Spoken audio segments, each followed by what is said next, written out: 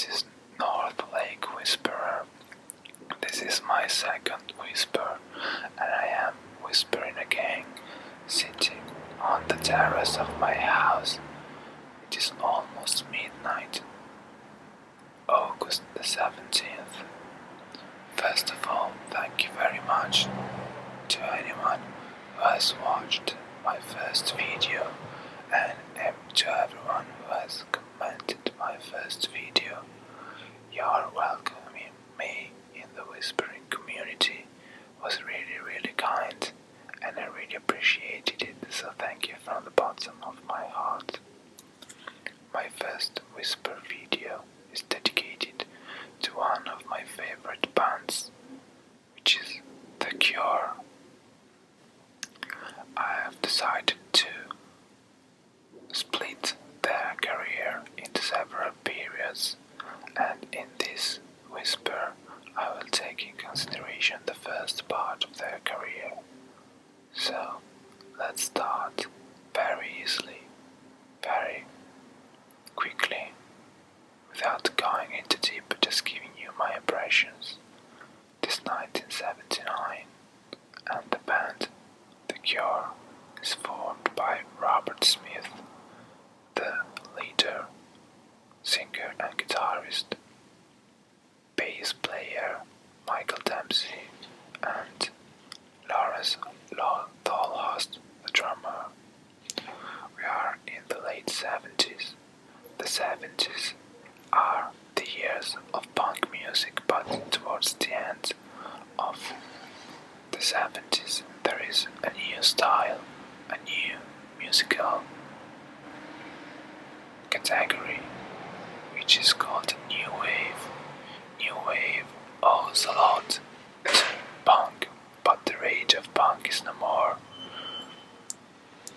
New Wave music is more simple, sober, angular, dark, and very often linked to the idea of dancing. It's a very introspective kind of music. The first record of The Cure is called Three Imaginary Boys, and is a very special record because it is a mixture of pop, punk, and new wave. In the record, the solos are done by the bass player.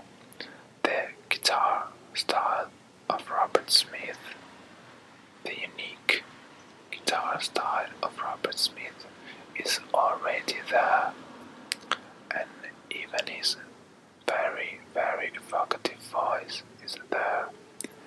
My favorite songs of the album are Grinding Halt, the title track Three Imaginary Boys, and Fire in Cairo.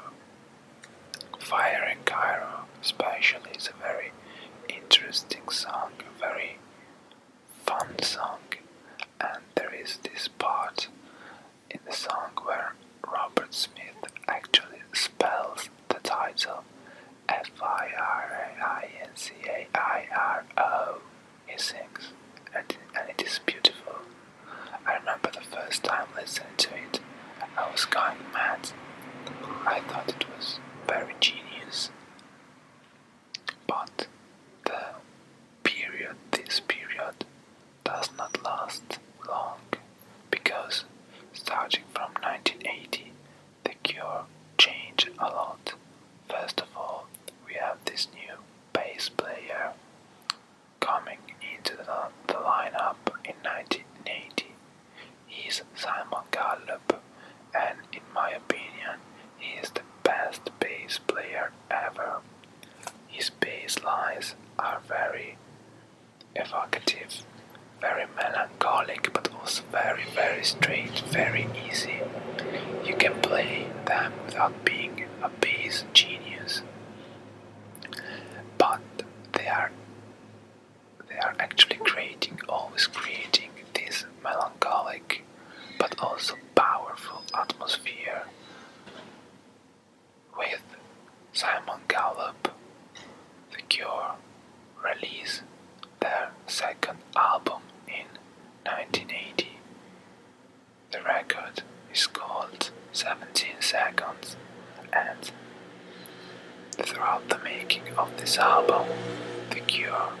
also have a keyboard player called Mathieu Hartley.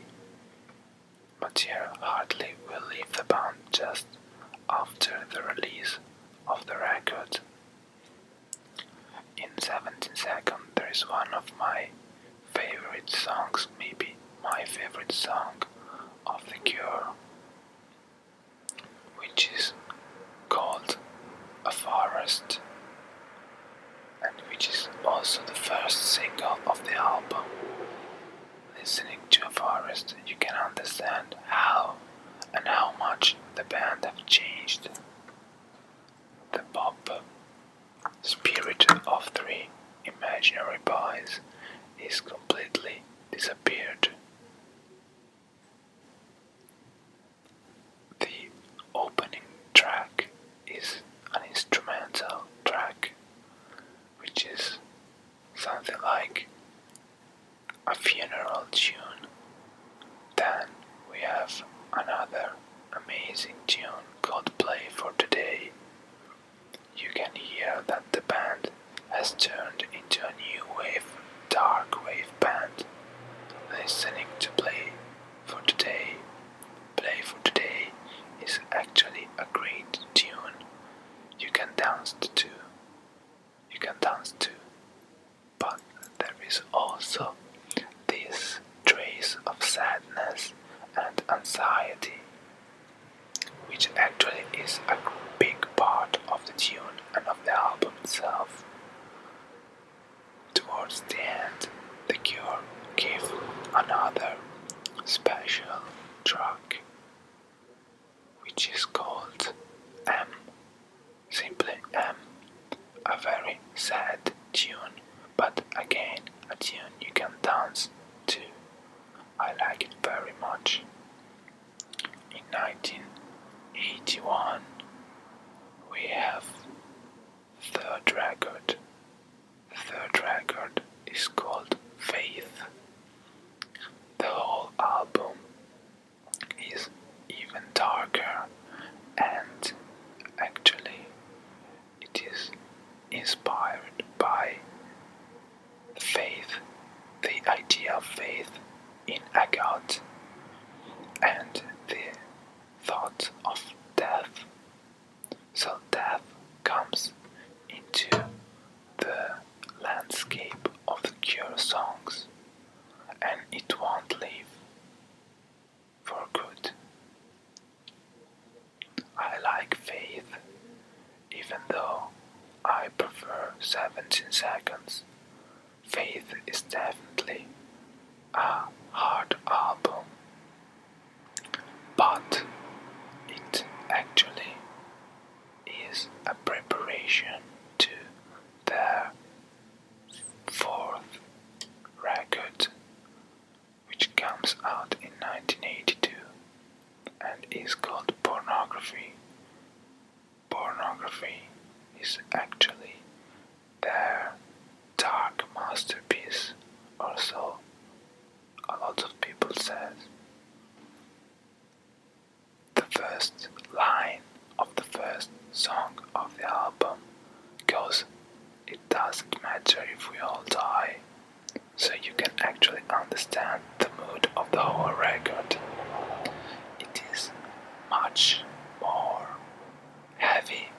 It is heavier than the previous records. It is darker. It is sadder.